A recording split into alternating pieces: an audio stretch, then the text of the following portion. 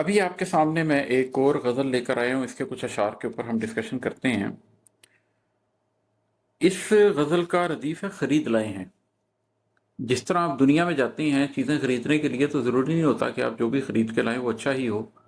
کوئی شخص بازار جائے گا اور کوئی بہت فرحت بخش مشروب خرید لائے گا، وہ اس کی ذات کے لیے، صحت کے لیے بھی اچھا ہوگا اور اس کے مزاج کے لیے بھی اچھا ہوگا۔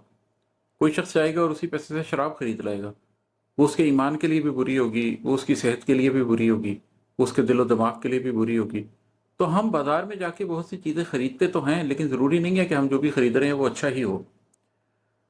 لیکن ہم جس دور میں زندہ ہیں اس کے اندر ہم صرف میٹیریلسٹک چیزیں ہی نہیں خریدتے، ہم اس کے علاوہ بھی بہت کچھ خریدتے ہیں اور اس کی بہت سی قیمت دیتے ہیں۔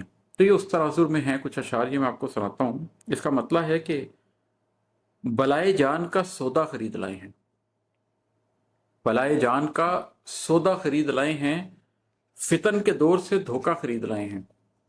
یہ جس دنیا میں ہم اس وقت زندہ ہیں اس کے بارے میں دو رائے پائی جاتی ہیں۔ ایک یہ رائے پائی جاتی ہے کہ یہ ہسٹری کا بیسٹ ٹائم ہے، اس سے اچھا ٹائم ہسٹری نے کبھی دیکھا ہی نہیں۔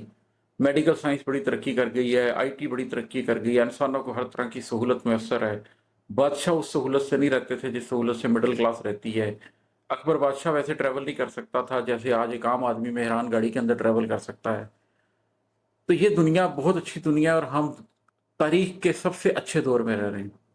لیکن اگر ہم مذہب کو دیکھیں تو ہمیں پتہ چلتا ہے کہ یہی دور دور فتن بھی ہے۔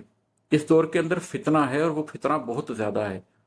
دور دجال میں ہم داخل ہو رہے ہیں اور اس عہد کے اندر ہر چیز کے اندر فتنہ داخل ہو چکا ہے۔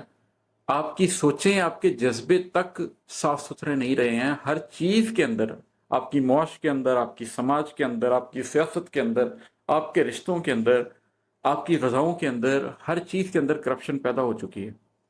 تو بلائے جان کا سودا خرید لائے ہیں، فتن کے دور سے دھوکہ خرید لائے ہیں۔ ہم اس فتنے کے دور میں باہر جا کے جو کچھ اپنے لیے خرید کر لے کر آئے ہیں وہ اصل میں دھوکہ ہے۔ جیسے میں ہوم سکول ہوں، میں اپنی اولاد کو بھی ہوم سکولنگ کروا رہا ہوں۔ اب اس کی کیا وجہ ہے کہ آپ تو باہر جاتے ہیں اور بہت پیسے دے کے بہت مہنگی تعلیم اپنے بچوں کے لیے خرید کے لاتے ہیں، لیکن اصل میں آپ بلائے جان کا سودا خرید کے لاتے ہیں، اس لیے کہ تعلیم سے جو فائدے ہو رہے ہوتے ہیں تربیت کے نقصانات اس سے زیادہ بڑھ چکے ہیں۔